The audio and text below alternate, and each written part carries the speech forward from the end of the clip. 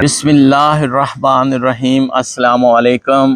آج ہم lower class course کی بک لیگل سٹڈیز کے لیسن پلان نمبر 27 پر بات کریں گے، جس کی دفعہ نمبر 9 ہے۔ دفعہ نمبر 9، تعزیرات پاکستان، مستوجب حد چوری کی سزا۔ مستوجب حد چوری کی سزا، جب کسی پر حد مقرر کر دی جاتی ہے تو پھر اس کی چوری کی سزا کیا ہوگی۔ ضمن نمبر 1 جو اس میں ہے اس پہ بات کرتے ہیں۔ جو کوئی پہلی بار چوری مستوجب حد کا مرتکب ہوگا، اس کے دائیں ہاتھ کو کلائی کے جوڑ سے کاٹ دینے کی سزا دی جائے گی۔ ضمن نمبر 2 کیا ہے؟ جو کوئی دوسری بار چوری مستوجب حد کا مرتکب ہوگا، اس کے بائیں پاؤں کو ٹخنے تک کاٹ دینے کی سزا دی جائے گی۔ اور ضمن نمبر 3 جو ہے، جو کوئی تیسری بار یا اس کے بعد کسی وقت بھی چوری مستوجب حد کا مرتکب ہوگا، اسے عمر قید کی سزا دی جائے گی۔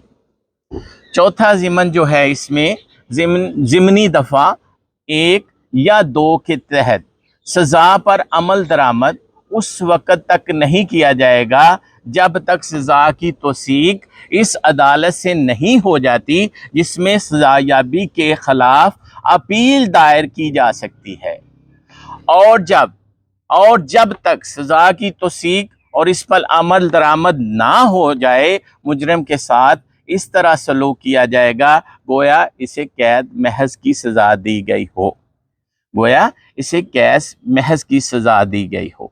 نمبر 5 ہے جو اس میں، کسی ایسے شخص کی صورت میں جس نے ضمنی دفعہ 3 کے تحت عمر قید کی سزا دی گئی ہو، اگر عدالت اپیل مطمئن ہو کہ وہ خلوص دل سے تائب ہے تو ایسی شرائط پر رہا کیا جا سکتا ہے جو عدالت عائد کرنا مناسب سمجھے۔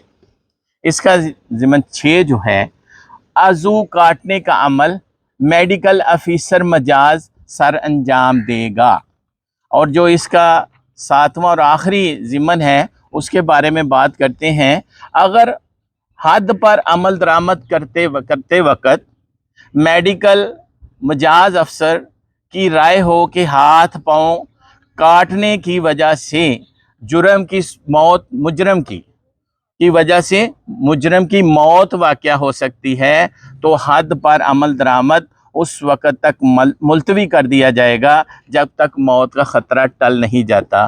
میں 7واں ضمن رپیٹ کر رہا ہوں۔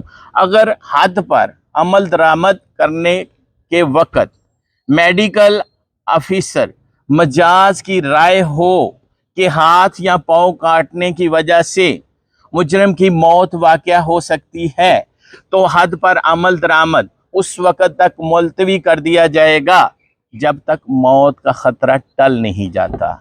یہ تھی تعزیرات پاکستان کی دفعہ نمبر 9، جس میں مستوجب حد چوری کی سزا کے بارے میں ہے۔ جو 7 ضمن ہیں ان کے بارے میں نے آپ سے تفصیل سے ڈسکس کیا ہے۔ اس کو سنیے گا اور اس پر عمل کیجیے گا۔ شکریہ۔